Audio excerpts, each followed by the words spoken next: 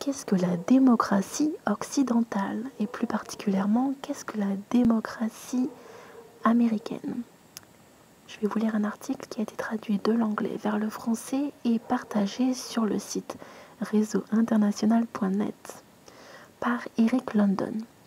Au cœur de l'hystérie anti-russe menée par le Parti démocrate américain se trouve l'affirmation selon laquelle la Russie et son président, Vladimir Poutine, menacent la démocratie US.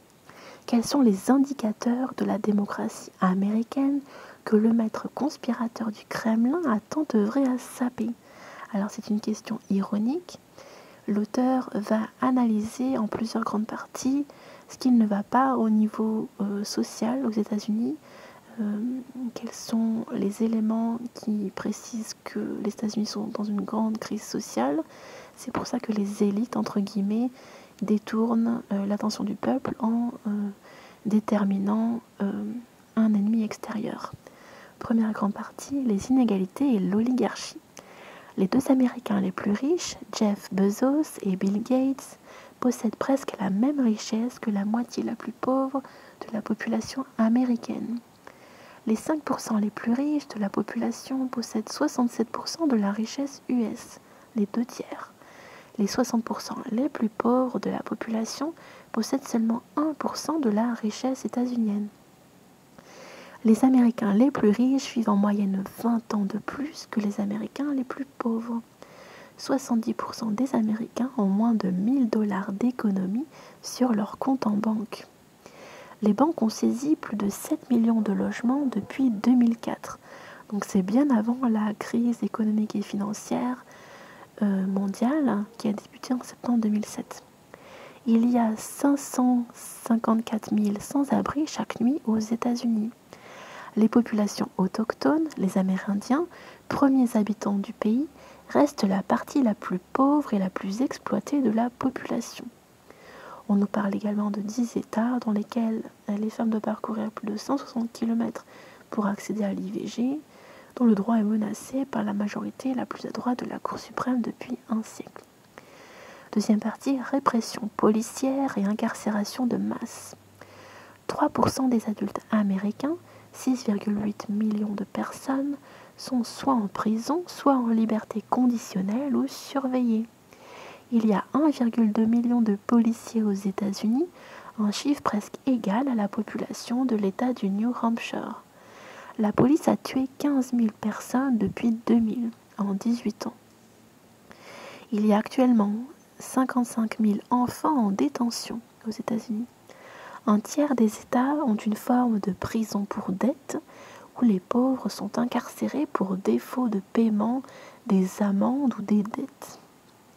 Troisième partie, les coûts de la guerre contre le terrorisme. Les États-Unis ont tué plus d'1 million de personnes dans les guerres en cours en Irak et en Afghanistan. Alors dans une précédente vidéo, nous avons vu une analyse indépendante qui estimait les pertes humaines, la plupart du temps c'était les civils, donc dans la grande majorité des cas c'était les civils, à plus de, en 17 ans, à plus de 6 millions de morts, rien qu'au Moyen-Orient, en Afrique du Nord et en Asie de l'Ouest. Les agences de renseignement ont menti à la population au sujet des armes de destruction massive en Irak notamment.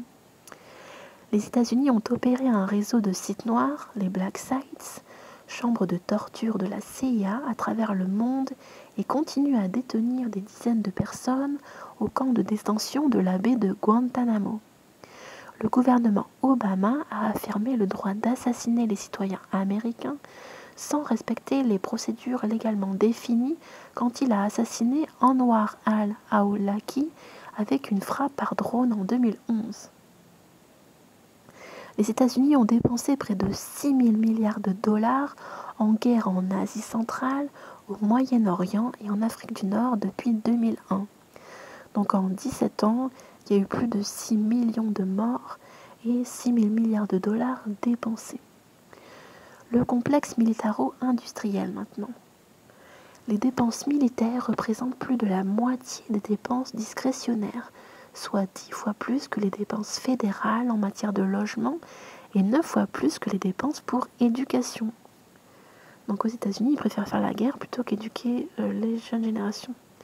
Le ministère de la Défense, avec un budget annuel de plus de 700 milliards de dollars, est le plus grand employeur du pays, avec 2,1 millions d'employés. Et l'armée américaine a des soldats d'actifs déployés dans 150 pays. Donc dans presque tous les pays du monde, il y a des soldats déployés et des bases américaines. Ensuite, les élections et le contrôle ministériel du gouvernement. Les sociétés ont dépensé environ 3 milliards de dollars en lobbying auprès du gouvernement américain rien qu'en 2017, l'an dernier. 6 milliards de dollars ont été dépensés pour influencer les élections de 2016, dont la majeure partie provient des grandes entreprises et des riches qui ont le droit de donner des montants illimités suite à la décision de la Cour suprême américaine en 2010 dans l'affaire Citizens United CFEC. Les restrictions du droit de vote empêchent les autres partis que les partis démocrates et républicains de contester la domination de ces deux partis. Donc il y a deux grands monopoles, les démocrates et les républicains, et les autres partis n'ont tout bonnement pas le droit de s'exprimer. C'est la censure. 33 États sur 50 États américains ont mis en œuvre des lois d'identification des électeurs qui, selon des études, empêchent jusqu'à 6% de la population de voter. Peut-être notamment parce qu'il y a trop de démarches administratives à réaliser et ça prend trop de temps et c'est trop compliqué. Ensuite, l'attaque contre les immigrés. La marine américaine prévoit de construire des camps de concentration pour détenir 120 000 immigrants, en plus des 400 camps FEMA répartis sur l'ensemble du territoire des États-Unis. 5,4 millions d'immigrants ont été expulsés depuis 2001 et 1 million de personnes sont actuellement menacées d'expulsion aux États-Unis. Plus de 2900 enfants immigrés restent séparés de leurs parents et ont été détenus pendant des semaines. L'abus sexuel, physique et psychologique des immigrés en détention est très répandu. L'emprisonnement et l'expulsion des immigrants représentent un secteur économique qui génère 1 milliard de dollars par an pour les sociétés américaines. Le gouvernement a construit une armée de 20 000 agents de l'immigration et des douanes, c'est l'acronyme ICE, et 45 600 agents des douanes et de la protection des frontières pour expulser et détenir les immigrants. Les immigrants n'ont pas le droit à un avocat et beaucoup ne comparaissent jamais devant le juge. Ensuite, nous avons la partie la censure et la surveillance de l'État. 5 sociétés de médias possèdent 90% des médias du pays. Donc aux États-Unis, il y a 5 grands monopoles de la presse et des médias qui possèdent presque 100% des médias du pays. En décembre 2017, la Commission fédérale des communications a décidé d'abolir la neutralité du net.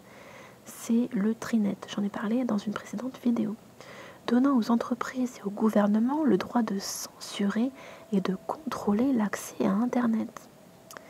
L'Agence de sécurité nationale, la NSA, a recueilli 534 millions d'enregistrements d'appels téléphoniques et de messages textes de fournisseurs de télécommunications américains en 2017, soit 3 fois plus qu'en 2016, l'année précédente.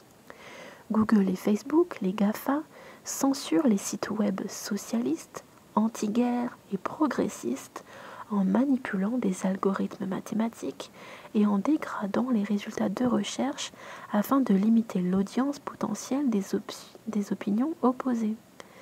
Et on a la même chose en principe en Europe, puisque ce sont les mêmes GAFA.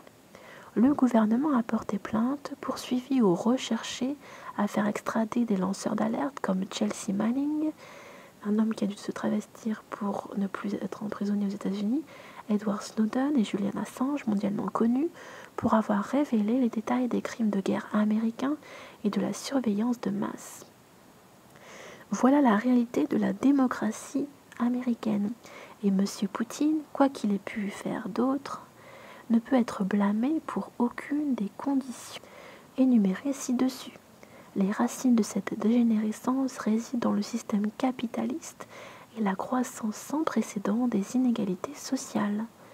Les intenses luttes politiques entre les factions de la classe dirigeante au sujet de l'ingérence de la Russie dans la démocratie US confirment qu'il n'y a pas de base sociale pour les droits démocratiques au sein de la classe dirigeante.